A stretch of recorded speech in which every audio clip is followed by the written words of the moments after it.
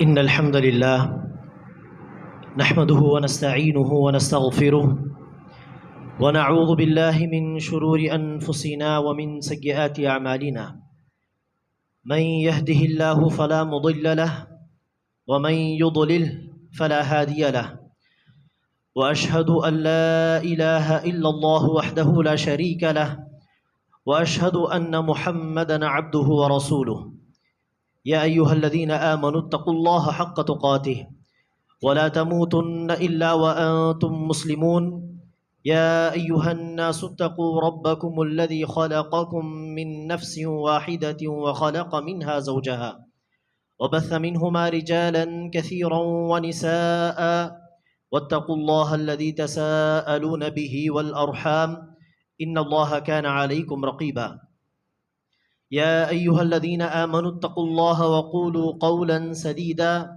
يصلح لكم أعمالكم ويغفر لكم ذنوبكم ومن يطع الله ورسوله فقد فاز فوزا عظيما أما بعد فإن خير الحديث كتاب الله وخير الهدي هدي محمد صلى الله عليه وسلم وشر الأمور محدثاتها وكل محدثة بدعة وكل بدعة ضلالة وكل ضلالة في النار قال الله عز وجل يا أيها الذين آمنوا أطيعوا الله وأطيعوا الرسول ولا تبطلوا أعمالكم கண்ணியத்திற்குரிய சகோதர சகோதரிகளே, மஸ்னூன் ஹுத்பாவிற்கு பிறகு முஹம்மத் அத்தியாயத்தின் ஒரு வசனத்தை நான் படித்தேன். அந்த வசனத்தில் அல்லாஹ் சுப்ஹானஹு வ தஆலா கூறுகிறான், யா அய்யுஹல்லதீன ஆமனு, நம்பிக்கை கொண்டவர்களே, அத்தீஉல்லாஹ், அல்லாஹ்வை பின்பற்றுங்கள், அல்லாஹ்வை கீழ்ப்படியுங்கள் அல்லாஹ்வுக்கு, வ அத்தீஉர் ரசூல், அல்லாஹ்வுடைய தூதருக்கும் கீழ்ப்படியுங்கள், வலா துப்திலு அஅமாலக்கும், தன்னுடைய அமல்களை அழித்து விடாதீர்கள், நாசமாக்கி விடாதீர்கள். இன்றைய ஜும்மா உரையில் இன்ஷா அல்லாஹ் நாம் செய்யக்கூடிய நற்காரியங்கள், நற்செயல்கள், அமல்கள், இபாதத்துகள், இதை அழிக்கக்கூடிய ஒரு சில பாவங்கள் என்ன என்பதை நாம் இன்ஷா அல்லாஹ் பார்க்கலாம். கண்ணியமிக்க சகோதர சகோதரிகளே, அமல்கள், நற்செயல்கள் பாவங்களை அழித்துவிடும் என்பது நமக்கு தெரியும்.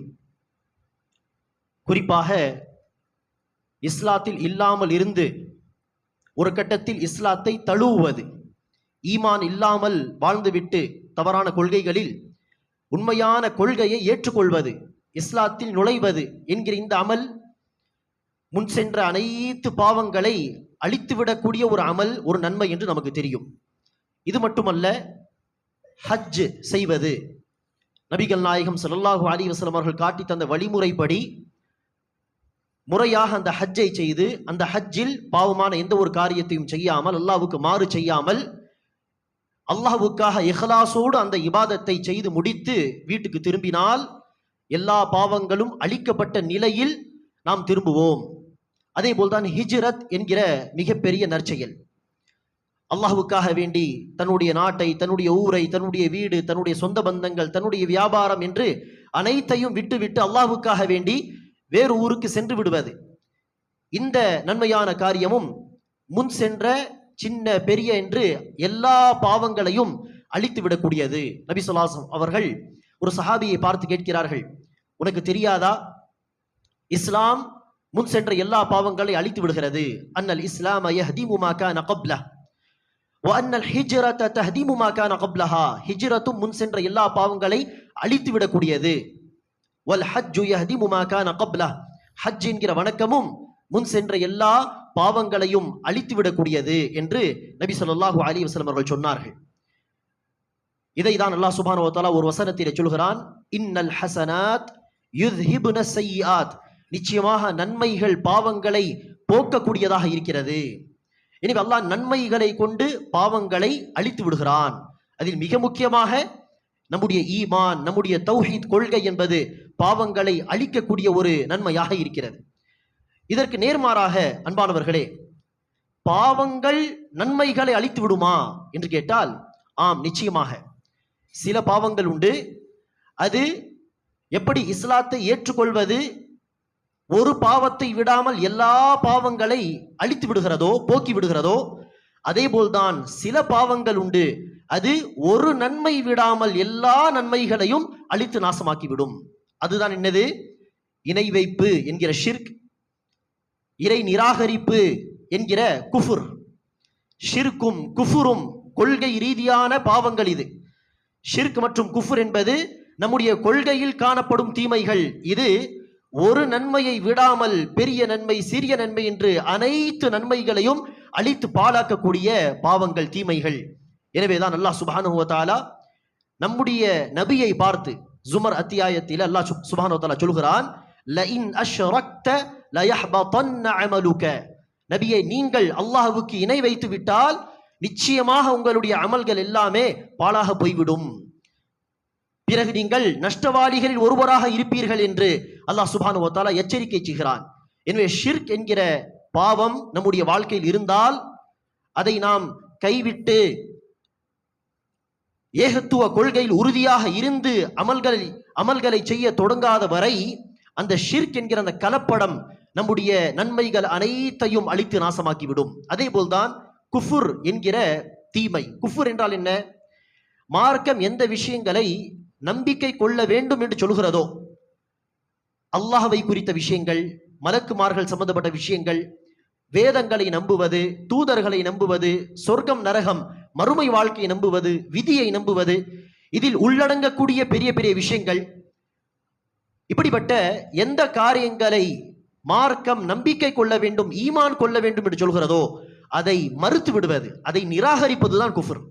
அல்லாஹ் சொல்கிறான் இதை நம்புங்கள், ஆனால் ஒரு அடியானோ அதை நம்ப மாட்டேன் என்று மறுக்கிறான் என்று சொன்னால் இதுதான் குஃபுர் எனப்படும். அப்படிப்பட்டவர்கள் தான் காஃபிர்கள் என்று அழைக்கப்படுகிறார்கள். எனவே இந்த குஃபுர் என்கிற பாவமும் எல்லா நன்மைகளை அளிக்கக்கூடியது. அல்லாஹ் சுப்ஹானஹு வ தஆலா சொல்கிறான், வமன் யக்ஃபுர் பில் ஈமான் ஃபகத் ஹபித அமலுஹு வஹுவ ஃபில் ஆখিরাতি மினல் காசிரீன்.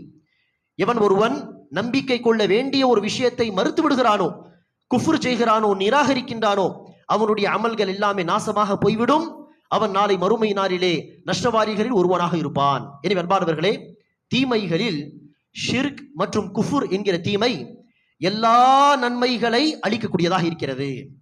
சரி, இந்த இரண்டு போக, ஷிர்க் குஃபுர் போக மற்ற தீமைகள், அது தொழுகையை விடுவது, ஜகாத் கொடுக்காமல் இருப்பது, அல்லது ஹராமான காரியங்கள் செய்வது, விபச்சாரம் செய்வது, மது அருந்துவது போன்ற இந்த தீமைகள் பாவங்களை அழித்து விடுமா என்று கேட்டால், இதில் சரியான குர்ஆன் ஹதீஸ் அடிப்படையில் சரியான நிலைப்பாடு என்னவென்றால், ஆம், சில தீமைகள் உண்டு, ஷிர்க் குஃபுர் அல்லாமல் மற்ற தீமைகள் உண்டு. அந்த தீமைகள் எல்லா நன்மைகளை அழித்து விடாது, ஆனால் சில நன்மைகளை நிச்சயமாக அது அளிக்கும். ஷிர்க் மற்றும் குஃபுர் என்ன செய்கிறது? அது கலந்து விட்டால் நம்முடைய வாழ்க்கையில் எல்லா நன்மைகளை நாசமாக்கிவிடும். ஆனால் ஷிர்க் குஃபுர் என்கிற தீமைகள் அல்லாமல் மற்ற தீமைகள் சில நன்மைகளை நிச்சயமாக அளிக்கும், எல்லா நன்மைகளை இன்ஷா அல்லாஹ் அழித்து விடாது. எனவேதான் ஏகத்துவ கொள்கையில் இருக்கக்கூடியவர், உண்மையான ஒரு முஸ்லிமாக இருக்கக்கூடியவர், அவர் என்னதான் பாவங்கள் செய்து இருந்தாலும் இன்ஷா அல்லாஹ் தன்னுடைய அந்த உண்மை கொள்கை, ஏகத்துவ கொள்கையின் அடிப்படையில் ஒரு நாள் சொர்க்கத்திற்கு நிச்சயமாக வருவார், சொர்க்கத்தில் நுழைவார். அந்த இஸ்லாம் ஈமான் என்கிற நன்மையை என்ன செய்யாது? குஃப்ர் ஷிர்க் என்கிற தீமைகள் அல்லாமல் மற்ற எந்த தீமையாக இருந்தாலும் இஸ்லாம் என்கிற அந்த நன்மையை, ஈமான் என்கிற அந்த நன்மையை ஒருபோதும் அளிக்காது. ஆம், மற்ற நன்மைகளை, சில நன்மைகளை சில பாவங்கள் அளிக்கக்கூடும். இந்த விஷயத்திலே சில வழிகட்ட கூட்டங்கள், ஹவாரிஜ், முஅ்தஸிலா என்கிற சில கூட்டத்தார்கள் இருந்தார்கள். அவர்கள் அப்படியே ஒரு எல்லையை மீறி இருக்கிறார்கள். அவர்கள் சொல்வார்கள், பெரும் பாவங்கள் செய்தால், மது அருந்தினால், பொய் பேசினால், விபச்சாரம் செய்தால், இப்படி பெரும் பாவங்கள் செய்தால் நம்முடைய ஈமானும் நாசமாக போய்விடும் என்று சொல்வார்கள். கொள்கையும் அழிந்து போய்விடும், கொள்கை, ஈமான், தௌஹீத் என்கிற அந்த நன்மையும் வீணாக போய்விடும். எனவேதான் பெரும் பாவம் செய்யக்கூடிய முஸ்லிம்களும் காஃபிர்கள், அவர்கள் நிரந்தர நரகத்தில் இருப்பார்கள் என்று சொல்வார்கள். இதுவும் தவறு. அவர்கள் தௌஹீதுடைய மகிமையை சரியாக புரிந்து கொள்ளவில்லை என்று அர்த்தம். ஏகத்துவ கொள்கையில் உறுதியாக இருந்தவரும் நிரந்தர நரகத்தில் இருப்பார்கள் என்று அவர்கள் சொல்லும் பொழுது அவர்கள் ஏகத்துவ கொள்கையின் மகிமையை சரியாக புரிந்து கொள்ளவில்லை. இதற்கு நேர்மாறாக இன்னொரு கூட்டம், அவர்கள் என்ன சொல்வார்கள்? நம்பிக்கை இருந்தால், நம்முடைய உள்ளத்தில் தௌஹீத் இருந்தால் எந்த பாவம் செய்தாலும் அந்த பாவம் நம்மை பாதிக்காது, அது நமக்கு தீங்கிழைக்காது என்று சொல்வார்கள். இதுவும் தவறு. இரண்டிற்கு மத்தியில் தான் சரியான கொள்கை இருக்கிறது. அதுதான் என்னது? மற்ற சில தீமைகள் உண்டு, அது நம்முடைய சில நன்மையான காரியங்களை நிச்சயமாக அழிக்கக்கூடியதாக இருக்கிறது. நிச்சயமாக தீமைகள் நமக்கு பாதிப்பை ஏற்படுத்தக்கூடியதாக இருக்கிறது. அன்பானவர்களே, அப்படிப்பட்ட தீமைகளில் ஒரு சில தீமைகளை நாம் இன்ஷா அல்லாஹ் தெரிந்து கொள்வோம். அதில் ஒரு தீமைதான் புறம் பேசுதல். இந்த புறம் பேசுதல் என்கிற பாவத்தை நம்மில் பலர் சர்வசாதாரணமாக செய்து வருகிறோம் என்கிற அடிப்படையில் அடிக்கடி இந்த புறம் பேசுதல் என்பதை குறித்து எச்சரிக்கை செய்வது தவறே கிடையாது. சர்வசாதாரணமாக இந்த பாவத்தை பலரும் நம்முடைய அன்றாட வாழ்க்கையில் நாம் செய்து வருகிறோம். அல்லாஹ் பாதுகாக்க வேண்டும். புறம் பேசுதல் என்று சொன்னால் என்ன? கீபத் என்று சொல்வோம் அரபியிலே. கீபா, புறம் பேசுதல். கீபா என்றால் என்ன? ஒருவருடைய குறையை அவர் இல்லாத நேரத்தில் பிறரிடம் பேசுவது, பகிர்ந்து கொள்வது, இதுதான் புறம் பேசுதல். இது எப்படிப்பட்ட ஒரு பாவம் என்றால், அல்லாஹ் சுப்ஹானஹு வ தஆலா குர்ஆனிலே சொல்கிறான், உங்களில் ஒருவர் அயுஹிப்பு அஹதுக்கும் அய்யகுல லஹ்ம அஹீஹி மைத்தன் ஃபகரிஹ்துமு, உங்களில் ஒருவர் இறந்த தன்னுடைய ஒரு முஸ்லிம் சகோதரருடைய மாமிசத்தை உண்ண விரும்புவாரா? கேள்வியாக கேட்டு அல்லாஹ்வே சொல்கிறான், நீங்கள் அதை வெறுக்கிறீர்கள். கற்பனை செய்து பார்ப்பதை கூட நாம் என்ன செய்ய மாட்டோம், விரும்ப மாட்டோம். ஒரு முஸ்லிமுடைய மையத்து இருக்கிறது, ஜனாசா இருக்கிறது, அந்த முஸ்லிமுடைய மையத்தில் இருந்து மாமிசத்தை எடுத்து சாப்பிடுவது என்பது கற்பனை செய்வதற்கும் நாம் என்ன செய்ய மாட்டோம், ஒத்துக்கொள்ள மாட்டோம். அதை நாம் நிச்சயமாக வெறுக்கக்கூடியவர்களாக இருக்கிறோம்.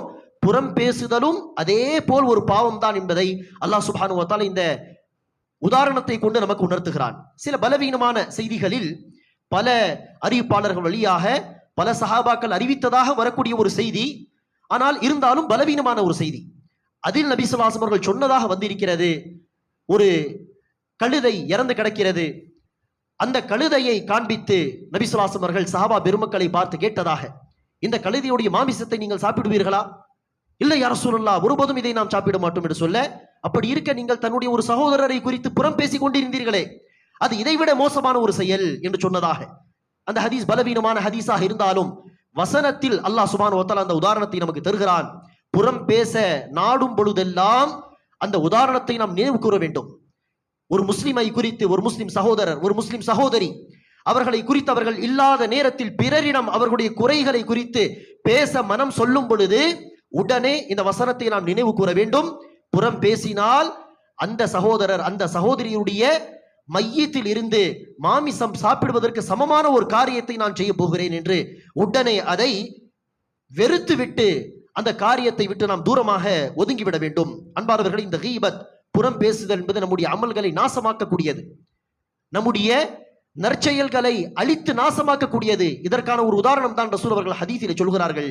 ஒரு முறை நபி ஸல்லல்லாஹு அலைஹி வஸல்லம் அவர்கள் முன்னிலையில் ஆயிஷா ரலியல்லாஹு அன்ஹா அவர்கள் சஃபியா ரலியல்லாஹு அன்ஹா, ரசூலுடைய இன்னொரு மனைவி சஃபியா ரலியல்லாஹு அன்ஹா அவர்களை குறித்து புறம் பேசும் விதமாக சொன்னார்கள், யா ரசூலல்லாஹ், ஹஸ்புக அன் சஃபிய்யத கதா வ கதா, அல்லாஹ்வின் தூதரே, சஃபியா குட்டையானவளாக இருப்பதே அவரை வெறுப்பதற்கு போதுமான ஒரு காரணமாக இருக்கிறதே என்று சொன்னார்கள். சஃபியாவை வெறுத்துவிட்டு என்னை அதிகமாக நீங்கள் நேசிப்பதற்கு சஃபியா குட்டையாக இருப்பதே ஒரு போதுமான காரணமாச்சே யா ரசூலல்லாஹ் என்று சஃபியா ரலியல்லாஹு அன்ஹா அவர்கள் குட்டையாக இருப்பார்கள் என்கிற ஒரு விஷயத்தை அவர்கள் இல்லாத நேரத்தில் ரசூலோடு ஆயிஷா ரலியல்லாஹு அன்ஹா அவர்கள் சொன்ன பொழுது நபி ஸல்லல்லாஹு அலைஹி வஸல்லம் அவர்கள் கோபப்பட்டு ஆயிஷா அவர்களை கண்டித்தார்கள். சொன்னார்கள், லகத் குல்தி கலிமதன் லவ் முஸிஜத் பிமாஇல் பஹ்ரி லமஸஜத்ஹு, நீ இப்போது ஒரு வார்த்தையை சொல்லியிருக்கிறாய் ஆயிஷாவே, அந்த வார்த்தையை கடல் தண்ணீரோடு கலந்து விட்டால் கடல் தண்ணீரே நாசமாக போய்விடும். யோசித்து பாருங்கள், கடல் தண்ணீர் சுத்தமான தண்ணீர், அந்த சுத்தமான தண்ணீரில் இந்த புறம் பேசுதல் என்கிற பாவத்தை கலந்து விட்டால் அந்த கடல் தண்ணீர் நாசமாக போய்விடும் என்று சொன்னால், இதை ரசூல் அவர்கள் ஏதோ ஒரு விஷயத்துக்கு உதாரணமாக தான் சொல்கிறார்கள். என்ன உதாரணம்? தொழுகை, நோன்பு, ஜகாத் என்று நிறைய நன்மையான காரியங்கள், கடல் தண்ணீர் போல் சுத்தமான தாஹீரான பல அமல்களை நாம் செய்கிறோம். ஆனால் புறம் பேசுதல் என்கிற பாவம் அந்த நன்மைகளோடு கலந்து விட்டால் அந்த அமல்களை, அந்த புறம் பேசுவது என்பது, அந்த பாவம் என்பது அழித்து நாசமாக்கி விடக்கூடும் என்கிற உதாரணமாக நாம் இதை எடுத்துக்கொள்ள வேண்டும். எனவே நிறைய அமல்களை, இபாதத்துகளை நாம் செய்கிறோம். ஆனால் அதே நேரத்தில் இந்த புறம் பேசுதல் என்கிற பாவத்தை செய்யக்கூடியவர்களாக நாம் இருந்தால் அல்லாஹ் பாதுகாக்க வேண்டும். கடல் தண்ணீர் போல் சுத்தமான அந்த இபாதத்துகளை இந்த புறம் பேசுதல் நாசமாக்கி விடும். அன்பானவர்களே, அதே போல்தான் அன்பானவர்களே, புறம் பேசுதல் என்பது எவ்வளவு பெரிய பாவம் என்பதை இன்னொரு கோணத்தில் நாம் புரிந்து கொள்ள வேண்டும். அதுதான் என்னது? புறம் பேசும் பொழுது யாரோ ஒரு முஸ்லிம் சகோதரர், ஒரு முஸ்லிம் சகோதரியுடைய மானம் மரியாதையை நாம் நினைச்சுகிறோம், தகர்க்கிறோம். அவர்களுடைய மானம் மரியாதையை பாதிக்கக்கூடிய ஒரு செயலை நாம் செய்கிறோம். அவருடைய குறைகளை பிறரிடம் சொல்வது. அடுத்து அந்த மக்கள் நினைச்சுவார்கள், அந்த சகோதரர் அந்த சகோதரியை பார்க்கும் பொழுதெல்லாம், அட இவன் இப்படிப்பட்டவனாச்சே, இவள் இப்படிப்பட்டவளாச்சே என்று அவர்களை குறித்து நாம் சொன்னதை வைத்து நினைச்சுவார்கள் ஒரு கெட்ட மனிதர்களாகவோ குறையுள்ள ஒரு மனிதர்களாகவோ பார்க்க தொடங்கி விடுவார்கள். எனவே புறம் பேசுவதை கொண்டு நாம் ஒரு சகோதரர் ஒரு சகோதரியுடைய மானம் மரியாதையை தகர்க்கிறோம், அவருடைய வாழ்க்கையை களங்கப்படுத்துகிறோம். இது எவ்வளவு பெரிய பயங்கரமான செயல் என்பதை புரிந்து கொள்வதற்கு ஒரு ஹதீஸை நாம் நினைவில் கொள்ள வேண்டும்.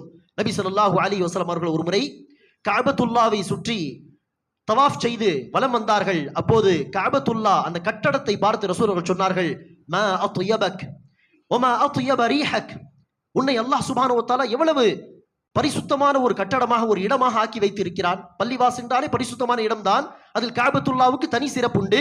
எனவே ரசூல் சொன்னார்கள், கஅபத்துல்லாவே, உன்னை அல்லாஹ் எவ்வளவு பரிசுத்தமான ஒரு இடமாக ஆக்கி வைத்திருக்கிறான், உன்னுடைய புனிதத்தை அல்லாஹ் சுப்ஹானஹு வ தஆலா எவ்வளவு மகிமை மிக்க ஒரு விஷயமாக ஆக்கி இருக்கிறான். ஆனால் அல்லாஹ்வின் மீது ஆணையாக உன்னுடைய புனிதத்தை விட ஒரு முஸ்லிமுடைய புனிதம் மானம் மரியாதை மிக மேலானது என்று சொன்னார்கள். எனவே கஅபத்துல்லாவை குறித்து யாராவது தவறாக பேசினால் நாம் ஒத்துக்கொள்வோமா? அல்லது நாம் ஒரு முஸ்லிமாக இருந்து கொண்டு கஅபத்துல்லாவை குறித்து தவறாக ஏதாவது நாம் பேசுவோமா என்று கேட்டால் ஒருபோதும் பேச மாட்டோம். பேச போனாலும் நடுநடுங்கி போய் விடுவோம், பயந்து போய் விடுவோம். எப்படிப்பட்ட பாரதூரமான ஒரு காரியத்தை நான் செய்ய போகிறேன் என்று.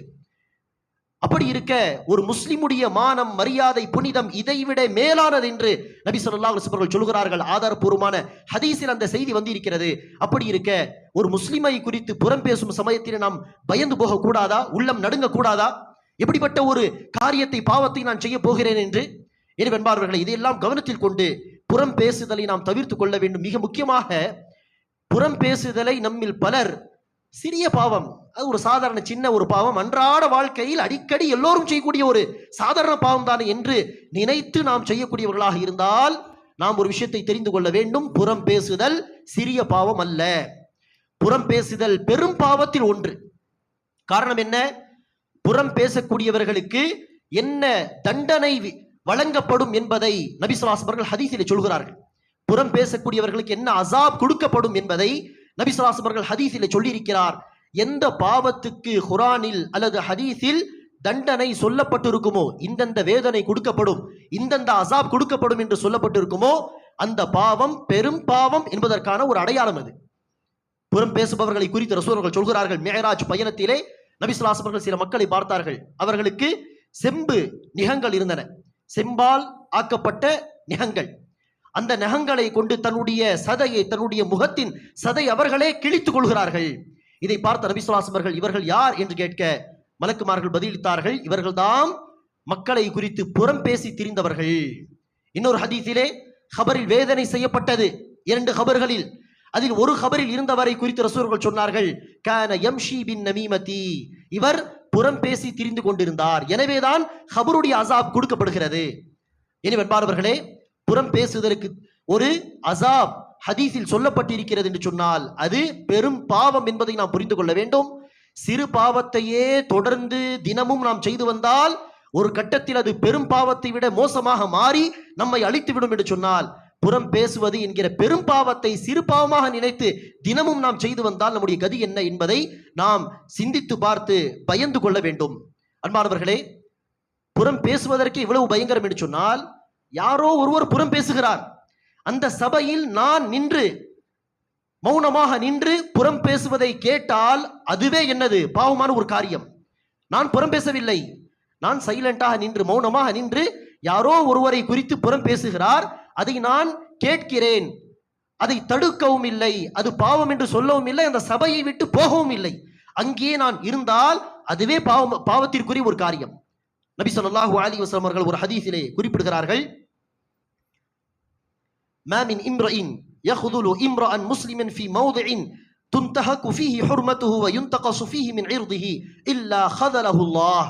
எவர் ஒருவர் ஒரு முஸ்லிமுடைய மானம் மரியாதை தகர்க்கப்படும் ஒரு சபையிலே, ஒரு இடத்திலே, ஒரு முஸ்லிமுடைய மானம் மரியாதை குறித்து தரக்குறைவாக பேசப்படும் ஒரு சபையிலே இருக்கிறாரோ, இருந்தும் அந்த முஸ்லிமுக்கு உதவி செய்யவில்லையோ, அவருக்காக வேண்டி 2 வார்த்தை அப்படி பேச வேண்டாம், அவர் அப்படிப்பட்டவர் அல்ல என்று 2 வார்த்தை பேசவில்லை, அந்த முஸ்லிமுக்காக வேண்டி உதவி செய்யவில்லை, மாறாக அந்த முஸ்லிமுக்கு உதவி செய்யாமல் அந்த சபையில் அவர் இருந்து விட்டாரோ, நாளை மறுமை நாளிலே அல்லாவின் உதவியை எதிர்பார்க்கும் சமயத்தில் அல்லாஹ் கைவிட்டு விடுவான், அல்லாஹ் உதவி செய்ய மாட்டான். அடுத்த ரசூல் அவர்கள் சொல்கிறார்கள், அதே போல் எவர் ஒருவர் ஒரு முஸ்லிமுடைய மானம் மரியாதை தகர்க்கப்படும் ஒரு சபையில் இருக்கும் பொழுது, ஒரு முஸ்லிமை குறித்து சில மக்கள் தரக்குறைவாக பேசும் அந்த சபையில் இருக்கும் பொழுது, அந்த முஸ்லிமுக்காக வேண்டி என்ன செய்கிறார், முன் வந்து அப்படி பேசாதீர்கள், அது தவறு, அவர் இப்படிப்பட்டவர் அல்ல என்று அந்த முஸ்லிமுக்காக வேண்டி சில வார்த்தைகள் பேசுகிறாரோ, உதவி செய்கிறாரோ, நாளை மறுமை நாளிலே அல்லாவின் உதவியை எதிர்பார்க்கும் சமயத்திலே அல்லாஹ் நிச்சயமாக அவருக்கு உதவி செய்வான் என்று நபி ஸல்லல்லாஹு அலைஹி வஸல்லம் அவர்கள் நற்செய்தி சொல்கிறார்கள். எனவே புறம் பேசப்படும் சபையில் இருந்தால் நம்முடைய கடமை என்ன? முடிந்தால் யாரை குறித்து புறம் பேசப்படுகிறதோ அவருக்காக 2 வார்த்தை பேச வேண்டும், அந்த மக்களை தடுக்க வேண்டும், அவருடைய மானம் மரியாதையை பாதுகாக்க தக்க வைக்க முயற்சிக்க வேண்டும். அல்லாஹ் நமக்கு உதவி செய்வான். இப்படி செய்தால் இல்லையா, அந்த அளவுக்கு நமக்கு சக்தி இல்லையா, வாய் திறந்து பேசக்கூடிய ஒரு நிலைமையில் நாம் இல்லையா, குறைந்தது இவர்கள் செய்வது தவறு, இந்த சபையில் நான் இருப்பதும் தவறு என்று சொல்லிவிட்டு அந்த சபையை விட்டு சென்று விட வேண்டும். இதுதான் நம்முடைய கடமை. அதே போல்தான் அன்பானவர்களே, இரண்டாவதாக நம்முடைய அமல்களை அழித்து நாசமாக்கக்கூடிய இன்னொரு பாவமான காரியம், இதுவும் சக மனிதர்கள் விஷயத்தில் நாம் செய்யக்கூடிய ஒரு தவறுதான். புறம் பேசுதல் எப்படி சக மனிதர்கள் விஷயத்தில் நாம் செய்யக்கூடிய ஒரு பாவமாக இருக்கிறதோ, அதே போல்தான் இரண்டாவதாக சக மனிதர்கள் விஷயத்தில் நாம் செய்யக்கூடிய இன்னொரு பாவம் நம்முடைய அமல்களை நாசமாக்கிவிடும், அல்லது அல்லாஹ்விடம் கபூல் ஆவதை விட்டு அதை தடுத்து விடும். அதுதான் சக முஸ்லிம் சகோதரர்களை சகோதரிகளை வெறுப்பது, அவர்களுடைய வெறுப்பை உள்ளத்தில் வைத்து வளர்ப்பது. ஒரு ஆட்டுக்குட்டியை, ஒரு விலங்கை தீனி போட்டு வளர்ப்பது போல் உள்ளத்தில் சக முஸ்லிம்களுடைய வெறுப்பை வளர்ப்பது, காலகாலமாக அவர்களை வெறுப்பது, குரோதங்கள், பொறாமை கொள்வது, அந்த பொறாமையின் அடுத்த கட்டமாக அவர்களுக்கு தீங்கிழைக்க முயற்சி செய்வது, இது எல்லாமே நஊது பில்லாஹ் நம்முடைய அமல்களை அல்லாஹ்விடம் அங்கீகரிப்பதை விட்டு, கபூலாவதை விட்டு தடுத்து விடும், நாசமாக்கி விடும். நபி ஸல்லல்லாஹு அலைஹி வஸல்லம் அவர்கள் சொல்கிறார்கள், எல்லோருக்கும் தெரிந்த செய்திதான், துஅரதுல் அஅமாலு அலல்லாஹி யௌமல் இஸ்னீனி வல் கமீஸ். அல்லாஹ்விடத்திலே அடியார்கள் செய்யக்கூடிய அமல்கள், இபாதத்துகள் ஒவ்வொரு திங்கட்கிழமையும் வியாழக்கிழமையும் சமர்ப்பிக்கப்படுகிறது, உயர்த்தப்படுகிறது. நம்முடைய அமல்கள் அல்லாஹ்விடத்திலே இந்த 2 நாட்கள் சமர்ப்பிக்கப்படுகிறது. ஃபயக்ஃபிரு லிகுல்லி முஸ்லிம், அவ்வாறு சமர்ப்பிக்கப்படும் பொழுது அல்லாஹ் சுப்ஹானஹு வ தஆலா ஒவ்வொரு முஸ்லிமுடைய பாவத்தை மன்னிச்சுகிறான். அந்த அமல்களில் நன்மையும் இருக்கும், பாவங்களும் இருக்கும். அல்லாஹ் அந்த பாவத்தை மன்னித்து விடுகிறான் முஸ்லிம்களுக்கு. யாரை தவிர? நபி ஸல்லல்லாஹு அலைஹி வஸல்லம் சொல்கிறார்கள், இல்லா ரஜுல் கானத் பைனஹு வ பைன அஹீஹி ஷஹ்னா, எந்த நபருக்கும் அவருடைய சகோதரருக்கும் மத்தியிலே குரோதம் இருக்குமோ, வெறுப்பு இருக்குமோ, சக முஸ்லிம்களை வெறுக்கக்கூடியவராக ஒருவர் இருப்பாரோ, அந்த நபரை தவிர அல்லாஹ் சுப்ஹானஹு வ தஆலா அந்த நபருடைய பாவங்களை ஏற்றுக்கொள்ள, அமல்களை ஏற்றுக்கொள்ள மாட்டான், பாவங்களை மன்னிக்கவும் மாட்டான். எதுவரை? ஹத்தா யஸ்தலிஹா, அந்த இருவரும் ஒன்று சேர்ந்து சமாதானம் செய்து கொண்டு பேச தொடங்காத வரை. ஒருவர் வெறுத்து பேசாமல் இருந்தால் அவர்களுடைய அமல்கள் அல்லாஹ்விடத்தில் அங்கீகரிக்கப்படாது என்று நபி ஸல்லல்லாஹு அலைஹி வஸல்லம் அவர்கள் சொல்கிறார்கள். அப்படி இருக்க அன்பானவர்களே, யாரையும் வெறுக்க கூடாது. சக முஸ்லிம்களை ஈமானின் அடிப்படையில் நம்பிக்கை கொண்ட ஒரு முஸ்லிமாக இருக்கிறார், என்னை போன்ற அல்லாஹ்வை நம்பிக்கை கொண்ட, நபிகள் நாயகம் ஸல்லல்லாஹு அலைஹி வஸல்லம் அவர்களை தூதராக ஏற்றுக்கொண்ட, மறுமை நாளை நம்பிக்கை கொண்ட என்னை போன்ற ஒரு மூமினாக இருக்கிறார், என்னை போன்ற ஒரு முஸ்லிமாக இருக்கிறார். நமக்கு மத்தியில் ஈமான் என்கிற அந்த இஸ்லாம் என்கிற ஒரு வலுவான ஒரு உறவு இருக்கிறது. அப்படி இருக்க இந்த முஸ்லிமை நான் வெறுக்க கூடாது, இந்த மூமினை நான் வெறுக்க கூடாது, இப்படி வெறுத்து பேசாமல் இருக்கக்கூடாது, அவரை பார்த்து பொறாமையும் படக்கூடாது என்பதை நாம் என்ன செய்ய வேண்டும்? ஈமானின் அடிப்படையில், இஸ்லாம் என்கிற அந்த உறவின் அடிப்படையில் எப்படிப்பட்ட பிரச்சனையாக இருந்தாலும் அதை மன்னித்து அலட்சியம் காட்ட வேண்டும், பொருட்படுத்தக்கூடாது, மன்னிக்க வேண்டும். நாம் பிறரை மன்னித்தால் அல்லாஹ் நிச்சயமாக நம்மை வெறுப்பான், நம்மை மன்னிப்பான். நாம் சக முஸ்லிம்களை வெறுத்தால் அல்லாஹ் சுப்ஹானஹு வ தஆலா நம்மை வெறுத்து விட்டு விடுவான். அன்பானவர்களே, இப்படி பிறரை வெறுப்பதோ அல்லது பொறாமை நாம் என்ன செய்கிறோம் என்று அல்லாஹ் பாதுகாக்க வேண்டும்.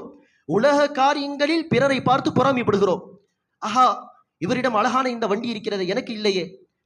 இவருக்கு இவ்வளவு அதிகமான காசா, சொத்துகளா, எனக்கு இல்லையே. இவருக்கு அழகான இந்த சொந்த வீடா, எனக்கு இல்லையே என்று உலக விஷயத்தில் பார்த்து வெறுப்பது, பிறரை பார்த்து பொறாமைப்படுவது, ஹசத் செய்வது என்று நாம் செய்கிறோம். ஆனால் எந்த காரியங்களில் ஒரு உண்மையான ஒரு முஸ்லிமாக இருந்தால், ஒரு உண்மையான மூமினாக நாம் இருந்தால், எந்த காரியங்களில் பொறாமைப்பட வேண்டுமோ அந்த காரியங்கள் நாம் என்ன செய்வதில்லை, பொறாமைப்படுவதில்லை. பிறருடைய ஈமானை பார்த்து, பிறருடைய இபாதத்துகளை பார்த்து, பிறருடைய நற்குணங்களை பார்த்து, பிறருடைய மார்க்க கல்வியை பார்த்து, தொழுகையை பார்த்து, இதுதான் பொறாமைப்பட வேண்டிய விஷயங்கள். இவர் இவ்வளவு உறுதியான மூமினாக இருக்கிறாரே, வட்டியை நோக்கி இவர் நெருங்கி கூட செல்வதில்லையே, நான் வட்டியில் மூழ்கி கிடக்கிறேனே, இப்படிப்பட்ட ஈமான் எனக்கு கிடைக்காதா? இவர் ஐவரை தொழுகையை சுன்னத்தான தொழுகைகளோடு சேர்த்து தொழுகிறாரே, இப்படிப்பட்ட ஒரு இபாதத் செய்யக்கூடிய பாக்கியம் எனக்கு கிடைக்காதா என்று எந்த காரியங்களில் பிறரை பார்த்து பொறாமைப்பட வேண்டுமோ ரசூலே சொல்கிறாரோ, கல்வி விஷயத்திலும் அமல் சதகாத்துகள் கொடுப்பது என்கிற அமல்கள் விஷயத்திலும் தான் பொறாமைப்பட வேண்டும் என்று, அதில் பொறாமைப்படுவதே கிடையாது. உலக விஷயங்களில் பொறாமைப்படுவது, யாரை பார்த்து நாம் பொறாமைப்படுகிறோமோ சில விஷயங்களில் அவரை விட சிறந்த ஒரு நிலையில் எல்லாம் நம்மை வைத்திருப்பான்.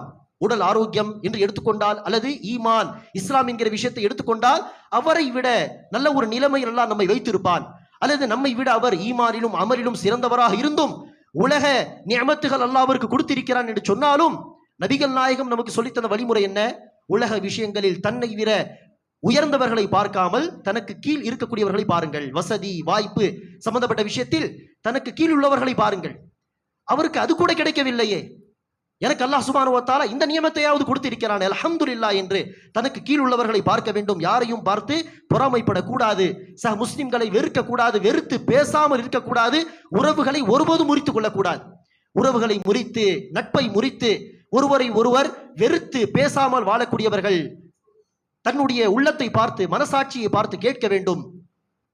இந்த விஷயத்திலே நான் இவரை மன்னித்து பேசுவதை அல்லாஹ் விரும்புவானா, அல்லது இவரை வெறுத்து பேசாமல் பேச்சையும் உறவையும் துண்டித்து விடு வாழ்வதை அல்லாஹ் விரும்புவானா? இந்த இரண்டு விஷயத்தில் அல்லாஹ் எதை விரும்புவான் என்று மனசாட்சி தொட்டு நாம் கேட்க வேண்டும். நிச்சயமாக நம்முடைய மனசு பதில் சொல்லும், மன்னித்து சேர்ந்து வாழ்வதை தான் என்னுடைய ரப்பு நேசிப்பான். அப்படி இருக்க அல்லாஹ் விரும்புவதை செய்யுங்களே. நபிகள் நாயகம் ஸல்லல்லாஹு அலைஹி வஸல்லம் ஒருவேளை உயிரோடு இருந்து எனக்கும் இந்த சகோதரருக்கும் மத்தியில் இந்த பிரச்சனை, இந்த வெறுப்பு, குரோதம், இந்த பொறாமை இதெல்லாம் இருக்கிறதே, அதை அடிப்படையாக வைத்து நான் பேசாமல் இருக்கிறேனே, இந்த வழக்கு ரசூலிடம் சென்றால் ரசூல் என்ன தீர்ப்பு வழங்குவார்கள்? சரி, இதே போல் துண்டித்து தொடர்ந்து வாழுங்கள் என்று சொல்வார்களா? அல்லது மன்னித்து சேர்ந்து விடுங்கள், பேசுங்கள், நீங்கள் இருவரும் முஸ்லிம்கள், மூமினீன்கள் என்று சொல்லி சமாதானப்படுத்துவார்களா என்று யோசித்து பார்த்து அல்லாஹ் ரசூல் எதை நேசிப்பார்களோ, புரிந்து கொள்வார்களோ அந்த காரியத்தை நாம் செய்ய வேண்டும்.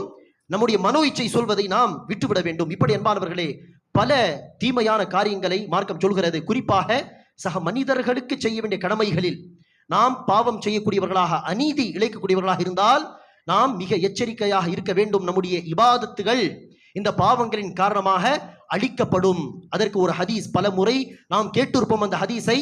ஆனால் அநீதி இழைக்கும் சமயத்திலே, அது மானம் மரியாதை விஷயத்திலே நாம் பிறருடைய வாழ்க்கையில் விளையாடக்கூடிய தருணமாக இருக்கட்டும், அல்லது பொருளாதாரம் சம்பந்தப்பட்ட விஷயத்திலே நான் லாபத்தை தருகிறேன், பார்ட்னர்ஷிப் செய்யலாம், கடன் தாருங்கள், திரும்பி நான் சொல்லும் நேரத்தில் தந்து விடுகிறேன் என்று சொல்லி வாங்கிவிட்டு கஷ்டப்பட்டு அவர்கள் கொஞ்சம் கொஞ்சமாக சேர்த்து வைத்த அந்த காசை சுலபமாக வாங்கி ஏமாற்றி விடுகிறார்களே, அப்படிப்பட்ட மக்கள் எல்லாம் என்ன செய்ய வேண்டும்? அல்லாஹ்வுக்கு பயந்து கொள்ள வேண்டும். ஒரு ஹதீஸை நினைவில் கொள்ள வேண்டும். நபி ஸல்லல்லாஹு அலைஹி வஸல்லம் அவர்கள் சஹாபா பெருமக்களிடம் கேட்கிறார்கள், என்னுடைய உம்மத்தில் தீவாலானவன், இருந்ததையெல்லாம் இழந்த நஷ்டவாளி யார் என்று தெரியுமா? முஃப்லிஸ் யார் என்று தெரியுமா? சஹாபா பெருமக்கள் சொன்னார்கள், யா ரசூலல்லாஹ், யாரிடம் திர்ஹம் தீனார் என்று எந்த ஒரு காசும் இல்லையோ, எந்த ஒரு பொருளும் இல்லையோ, அவர்தான் நஷ்டவாளி, தீவாலானவன். நபி ஸல்லல்லாஹு அலைஹி வஸல்லம் சொன்னார்கள், இல்லை, என்னுடைய உம்மத்தின் முஃப்லிஸ், உண்மையான முஃப்லிஸ் யார் என்று சொன்னால், நிறைய நன்மைகள் செய்த, வாழ்க்கையில் செய்த இபாதத்துகள் என்று நிறைய நன்மையான காரியங்களின் கூலியை, மகத்தான கூலியை எடுத்துக்கொண்டவர் நாளை மறுமை நாளில் வருவார். ஆனால் அந்த ஒரு நபரால் பாதிக்கப்பட்ட சக மனிதர்கள் இருப்பார்களே, பிறரை குறித்து புறம் பேசி இருப்பான், சிலரை திட்டி இருப்பான், அடித்திருப்பான், காசு பணத்தை அபகரித்திருப்பான், கொலை செய்திருப்பான். அந்த மக்கள் வருவார்கள், வந்து அல்லாஹ்விடம் நீதியை கேட்பார்கள். யா அல்லாஹ், இவன் நமக்கு அநீதி இழைத்து விட்டான், நமக்கு நீதி வேண்டும் என்று சொல்ல, அல்லாஹ் அவன் செய்த நன்மைகளை எல்லாம் எடுத்து அந்த மக்களுக்கு கொடுத்து, அதில் இவனுடைய நன்மைகள் எல்லாம் தீர்ந்துவிடும். ஆனால் அநீதி இழைக்கப்பட்ட சில மக்கள் இன்னும் இருப்பார்கள். எனவே அவர்களுடைய தீமைகளை தூக்கி அல்லாஹ் அவனுடைய தலையில் சுமக்க வைத்து அல்லாஹ் அவனை நரகத்தில் தூக்கி எறிந்து விடுவான் என்று ரசூல் அவர்கள் சொல்கிறார்கள். இவன் தான் உண்மையான முஃப்லிஸ், நஷ்டவாளி. இனி அப்படிப்பட்ட நஷ்டவாளிகளாக நாம் ஆகிவிடக் கூடாது. சக மனிதர்களை வெறுப்பதோ, பொறாமை கொள்வதோ, அவர்களை குறித்து புறம் பேசுவதோ, அவர்களை ஏமாற்றுவதோ, துரோகம் செய்வதோ என்கிற எந்த விதமான அநீதியையும் செய்யாமல் அல்லாஹ்வுக்கு பயந்து வாழ வேண்டும். நாம் செய்யக்கூடிய வணக்க வழிபாடுகளை, அதை நாசமாக்கக்கூடிய இந்த தீமையான காரியங்களை விட்டு நாம் பாதுகாக்க வேண்டும். அல்லாஹ்விடம் அந்த இபாதத்துகளை கபூல் செய்யும்படி, ஏற்றுக்கொள்ளும்படி பிரார்த்தனை செய்ய வேண்டும். அல்லாஹ் சுப்ஹானஹு வ தஆலா நம் அனைவருக்கும் அந்த பாக்கியத்தை தருவானாக. நம்முடைய நன்மையான காரியங்களை அழித்து நாசமாக்கக்கூடிய இந்த தீய விஷயங்களை விட்டு அல்லாஹ் நம்மை பாதுகாத்து அருள் புரிவானாக. ஆமீன். அக்கூலு கௌலி ஹாதா வஸ்தக்ஃபிருல்லாஹ் லி வலக்கும் வலிசாயிரில் முஸ்லிமீன மின் குல்லி தம்ப் ஃபஸ்தக்ஃபிரூஹு. அல்ஹம்துலில்லாஹி ரப்பில் ஆலமீன் வஸ்ஸலாத்து வஸ்ஸலாமு அலா ரசூலிஹில் கரீம். அம்மா பஅத். கண்ணியமிக்க சகோதர சகோதரிகளே, முஹர்ரம் மாதம் தொடங்கிவிட்டது. இன்ஷா அல்லாஹ் வருகின்ற புதன்கிழமை என்று ஆஷூரா தினம் இருக்கும். அதாவது முஹர்ரம் மாதம் 10ஆம் தேதி இன்ஷா அல்லாஹ் வரும். எனவே ஆஷூரா தினம் அன்று நோன்பு நோற்பது சென்ற ஒரு வருடத்தின் பாவங்களை அழிக்கக்கூடிய, போக்கக்கூடிய ஒரு நன்மையான காரியமாக இருக்கிறது. எனவே ஆஷூரா நோன்பு நோற்க நாம் முயற்சிக்க வேண்டும். முடிந்தால் 9, 10. இப்போது இந்த வருடம் உள்ள கணக்குப்படி பார்த்தால் செவ்வாய்க்கிழமை, புதன்கிழமை, 9, 10 முஹர்ரம் மாதம், இந்த 2 நாளும் நோன்பு நோற்க முயற்சிக்க வேண்டும். முடியாவிட்டால் குறைந்தது ஆஷூரா தினம் நோன்பு நோற்க நாம் முயற்சிக்க வேண்டும். இது வலியுறுத்தப்பட்ட ஒரு நோன்பாகும். ஒரு காலத்தில் அது கடமையான ஒரு நோன்பாகவும் இருந்தது. ரமதானுடைய நோன்பு கடமையாக்கப்பட்ட பிறகு அது சுன்னத்தான நோன்பாக, முஸ்தஹப் நோன்பாக அது மாற்றப்பட்டது. அதேபோல் அன்பானவர்களே, கடைபிடிக்க வேண்டிய இந்த இபாதத் நோன்பு நோற்பது என்கிற விஷயம் போக, இந்த மாதத்தில் எந்த ஒரு தனிப்பட்ட ஒரு அமலையும் நபிகள் நாயகம் நமக்கு சொல்லித் தரவில்லை என்பதை நாம் புரிந்து கொள்ள வேண்டும். ஆம், இந்த மாதத்தில் அந்த அறியாமை காலத்தில் நினைச்சுவார்கள் காபத்துல்லாவுடைய அந்த திரை, காபத்துல்லாவுடைய இந்த ஸ்கிரீனை நினைச்சுவார்கள் இந்த மாதத்தில் தான் மாற்றுவார்கள். அதை அநேகமாக இந்த காலத்திலும் கடைபிடிக்கலாம். அது தவறு கிடையாது. அந்த காலத்தில் அப்படி அதை தொடர்ந்து செய்து வருகிறார்கள் என்று சொல்லலாம். ஆனால் மார்க்க ரீதியாக அன்றுதான் செய்ய வேண்டும் என்கிற ஒரு கட்டாயம் கிடையாது. மார்க்கம் நமக்கு சொல்லக்கூடிய ஒரு அமல் என்று சொன்னால் நோன்பு நோற்பது. அதை தவிர முஹர்ரம் மாதத்தில் என்னென்ன அனாச்சாரங்களை மக்கள் செய்கிறார்களோ அது எல்லாமே ஷியா, ராஃபிதா என்கிற வடிகட்ட மோசமான ஒரு கூட்டத்தால் இந்த சமூகத்தில் உருவாக்கப்பட்ட பிதஅத்தான அனாச்சாரங்கள் என்பதை நாம் புரிந்து கொள்ள வேண்டும். அது எந்த காரியமாக இருந்தாலும் சரி. அதே போல்தான் முஹர்ரம் மாதம் இந்த ஆஷூராவை குறித்து, ஆஷூரா தினமன்று இந்த திக்ர் செய்தால் அந்த வருடம் முழுவதும் செழிப்பாக இருப்போம். ஆஷூரா தினமன்று தன்னுடைய குடும்ப மக்களுக்கு செலவு செய்வதிலே விசாலம் காட்டினால் அந்த வருடம் முழுவதும் அல்லாஹ் நமக்கு விசாலத்தை ஏற்படுத்தி தருவான். ஆஷூரா தினமன்றுதான் நூஹ் அலைஹிஸ்ஸலாமுடைய கப்பல் கரை ஒதுங்கியது. ஆஷூரா தினமன்றுதான் இது நடந்தது, அது நடந்தது என்று எக்கச்சக்கமான செய்திகளை மக்கள் என்ன செய்திருக்கிறார்கள், இட்டுக்கட்டி வைத்திருக்கிறார்கள். அது எல்லாமே பொய்யான செய்திகள். மார்க்கம் சொல்லக்கூடியது ஒன்றுதான், முஹர்ரம் மாதம் புனிதமிக்க மாதம், அந்த மாதத்தில் நோன்பு வையுங்கள் என்பதை தான் மார்க்கம் நமக்கு சொல்கிறது. இதை தவிர உள்ள எல்லா விஷயங்களையும் அது பொய்யான செய்திகள், அனாச்சாரங்கள் என்பதை நாம் புரிந்து கொள்ள வேண்டும். அல்லாஹ் சுப்ஹானஹு வ தஆலா நம் அனைவருக்கும் குர்ஆன் ஹதீஸை பற்றி பிடித்துக் கொள்ளக்கூடிய பாக்கியத்தை தருவானாக. பிதஅத்துகளை விட்டு அல்லாஹ் நம்மை பாதுகாத்து அருள் புரிவானாக. ஆமீன்.